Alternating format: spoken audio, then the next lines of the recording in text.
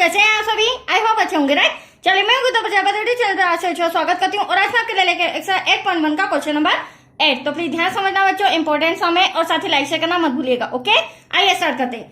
देखिए क्या कह रहा है इस क्वेश्चन में, यदि 3 cot A बराबर 4 दिया गया हो तो जांच कीजिए कि 1 - 10 स्क्वायर है अपॉन में 1 + 10 स्क्वायर है बराबर होना चाहिए cos स्क्वायर है माइनस साइन स्क्वायर ए के, राइट। तो कहने का मतलब ये है कि हमें इन दोनों का आपस में बराबर सिद्ध करके बताना है। तो ये हमारा लेफ्ट हैंड साइड हो गया, देन ये हमारा राइट हैंड साइड हो गया। ओके, तो चलिए सबसे पहले जो हमें दिया गया है वो हम लिख लेते हैं बच्चों।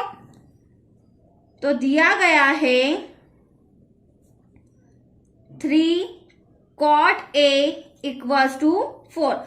अब यहाँ पे cot A की वैल्यू क्लियरली समझ में नहीं आ रही है क्योंकि यहाँ पर इंटू में 3 है, तो ये 3 को हम इंटू का है तो इधर लाके क्या कर देंगे, डिवाइड में। तो cot A = 4 डिवाइड में हो जाएगा 3। अब cot A का जो मान होता है वो क्या होता है, तो देखिए बच्चों मैंने पहले भी आपको समझाया है sign cos tan cosec sec और cot। अब जो tan होता है cot जो होता है बच्चों वो tan का अपोजिट होता है, मतलब कि tan थीटा होता है लंब बटे आधार। लंब मैंने पहले ही बताया, लाल अपॉन में कक्का, जिसे शॉर्ट में मैंने लिख रखा है LAL KKA, ठीक है। तो L हमारा लंब हो जाएगा, A हमारा आधार हो जाएगा। तो tan थीटा लंब बटे आधार होता है तो cot थीटा आधार बटे लंब हो जाएगा। तो यहाँ पर हम लिख देंगे cot A बराबर क्या है, ये हमारा आधार और डिवाइड में क्या है, लंब। ये मैंने अभी आपके सामने फॉर्मूला के थ्रू समझाया है। अब देखिए हमें इन्हें सिद्ध तो करके बताना है, बट सिद्ध करने के पहले मेरे पास यहाँ पर आधार और लंब के साथ कर्ण भी होना चाहिए, जो कि हमारे पास नहीं है। और जब तक कर्ण नहीं आएगा, कर्ण का कोई मेजरमेंट नहीं आएगा, तब तक हम इन दोनों को सिद्ध नहीं कर पाएंगे। तो चलिए सबसे पहले हम कर्ण लाने के लिए एक समकोण त्रिभुज बना लेते हैं और समकोण त्रिभुज का एक एंगल 90 डिग्री का होता है, राइट। तो ये वाला एंगल हमेशा क्या होता है, 90 डिग्री का। और 90 डिग्री के सामने वाले भुजा क्या कहलाती है बच्चों, कर्ण कहलाती है। ओके, अब हमें सम के अंदर एंगल ए मतलब कि कोण ए दे रखा है, ना कि सी। तो एंगल ए, अब ध्यान से समझना, जिस तरह 90 डिग्री के सामने वाली भुजा कर्ण होती है, उसी प्रकार कोण के सामने वाली भुजा, ये रहा हमारा एंगल ए, कोण के सामने वाली भुजा हमेशा क्या होती है, लंब होती है। और ये अगर बीसी लंब है तो ए बी क्या हो जाएगा, हमारा आधार हो जाएगा।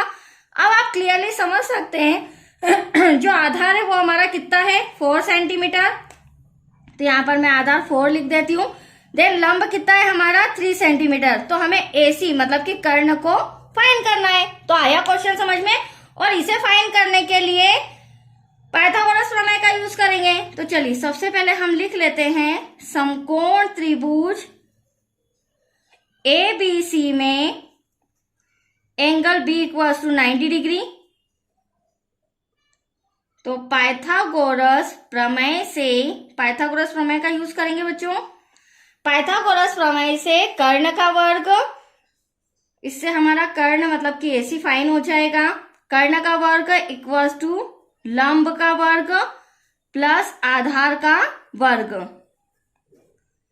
अब देखिए कर्ण हमारा AC है, ड्रॉ के अंदर आप देखते जाइए, AC का वर्ग, लंब हमारा BC है, BC का वर्ग, देन आधार हमारा AB है। तो ये रहा हमारा AB का वर्ग, राइट। अब कर्ण तो हमें फाइंड करना है, तो वो एज इट इज ऐसा का ऐसा आ जाएगा। BC हो जाएगा हमारा 3 सेंटीमीटर, तो 3 का वर्ग। AB हो जाएगा हमारा 4, तो यहाँ पर 4 का वर्ग। चलिए अब हम AC को सॉल्व करके लाते हैं। 3 का 3 में मल्टीप्लाई, 3 3 = 9, 4 4 = 16। इन दोनों को प्लस करेंगे, दैट्स योर आंसर 25।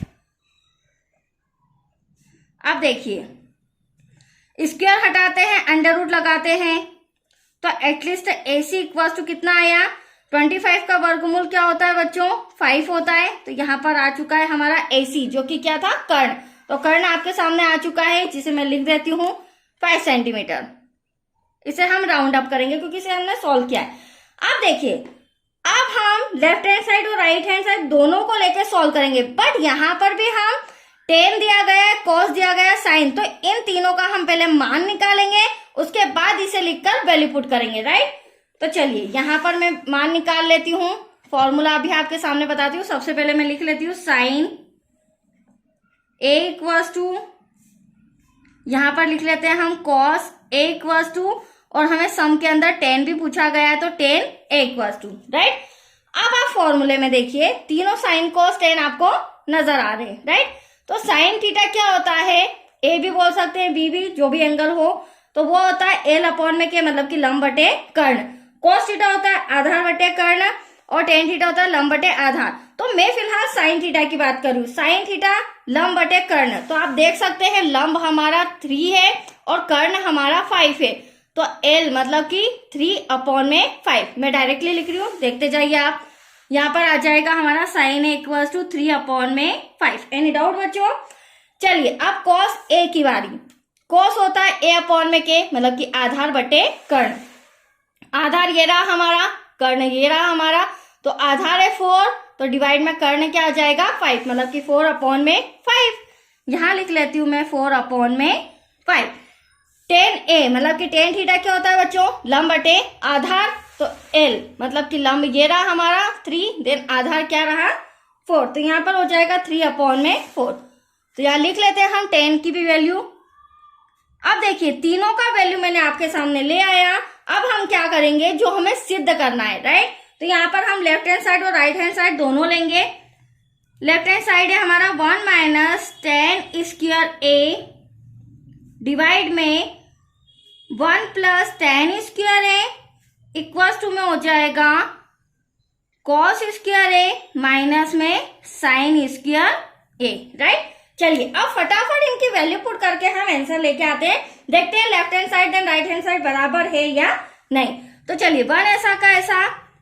अब देखिए बच्चों टेन ये रहा आपके सामने 3 अपॉन 4, तो 10 के प्लेस पर क्या आ जाएगा 3 अपॉन 4, बट सम के अंदर हमें स्क्वायर दिया है तो हम स्क्वायर लगा देंगे। डिवाइड में 1 प्लस का साइन है, वापस से 10 की value 3 upon 4 bracket close square.